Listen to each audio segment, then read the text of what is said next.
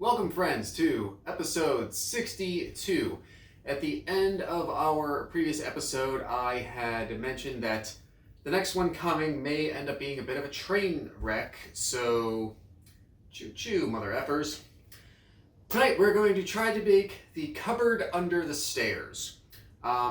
This is pretty much everything we're going to need for all of it. We're actually going to need to make our garnish first. We're going to try to make spun sugar. And this is going to be quite an experiment. I've done 2 test runs with slightly increasing but still minimal success. So let's get to that first. Okay, for the spun sugar, we're going to start with 2/3 of a cup of granulated sugar.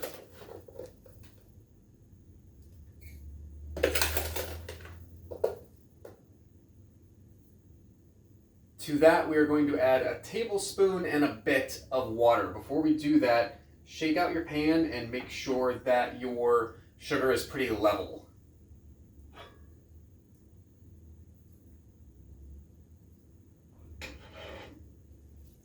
All right, from there, turn your heat on.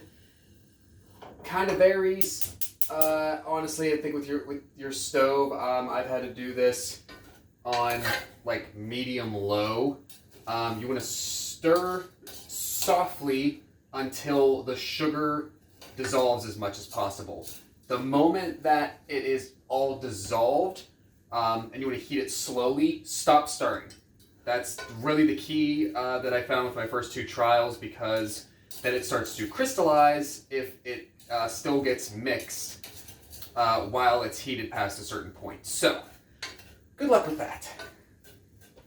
And as you can see, so far I'm just kind of doing this softly as it heats. And now it is starting to boil. I'm going to turn the heat up just a little bit, but I am not going to touch it now for quite a while. While the sugar is heating and boiling, you can set up your sort of spinning station, I'll call it. Use a glass bowl. I'm putting mine on a paper towel.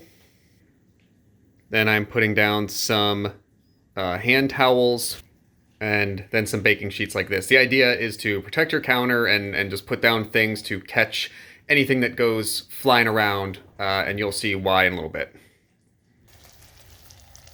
All right, our dissolved sugar is cooking. You want to use probably a non-stick pan if you have it, especially something that doesn't have a colored coating. If for nothing else, you need to let this do this until everything starts to turn a fairly golden, sort of a pale golden brown. It's almost kind of getting there a little bit.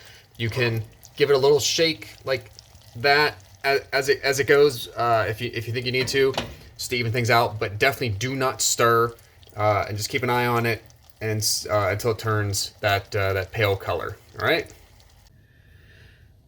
All right, gang, I'm going to level with you. The first batch we tried tonight was ruined. It crystallized, so we tried a second batch, which I'm pretty sure has done the same thing.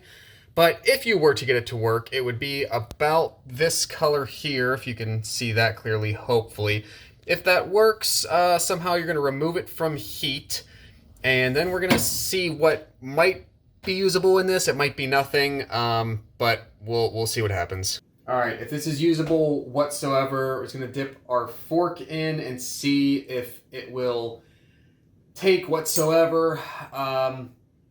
And if it does, then we're gonna kind of swish back and forth across the bowl a lot, and it should kind of make wisps and whatnot to basically resemble strands that we can then mold and kind of form pretty quickly into clumps that are supposed to emulate spider webs. But I don't know if I'm going to be able to get the hang of this, but let's see what happens.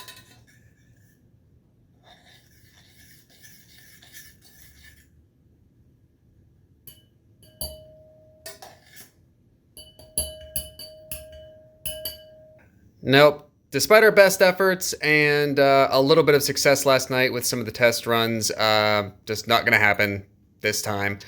Sorry, so this isn't going to be as pretty as it's supposed to be.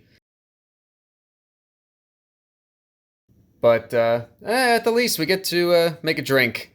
So let's move on. I'm gonna go ask directions to our next huge, embarrassing failure. You're a huge, embarrassing failure. What? Not And we're back to our normalcy. Yep, bummer on that. We tried. Can't say that we didn't. Let's move forward. All right, we're making the cupboard under the stairs. So for the rest of the drink, the actual drink itself, we are going to start with 7/8 of an ounce, close as you can get, of regular gin. Our elderflower liqueur is making a return, and we want 2/3 of an ounce of this. Another 7/8 of an ounce, this time lemon juice.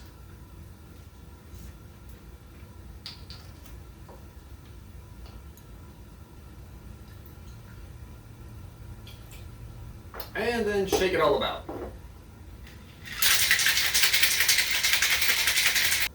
Pop the top and pour. Let's call it for a wine glass on this one.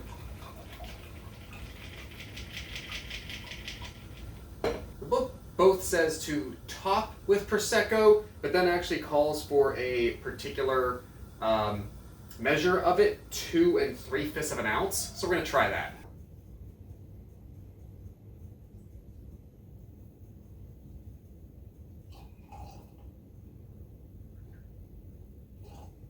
That is how much we are left with when we do our 2 3/5 ounce of Prosecco, and I'm kind of really bummed that the sugar didn't work and not in the best of moods. So why don't we just top it off a bit more? No reason not to. This should cheer us up because at least it does call for edible glitter. Bringing our good friend back, silver this time. Let's toss a little bit in there. And there we are. As best as we could come up with tonight, the cupboard under the stairs, number 62, I believe. Cheers.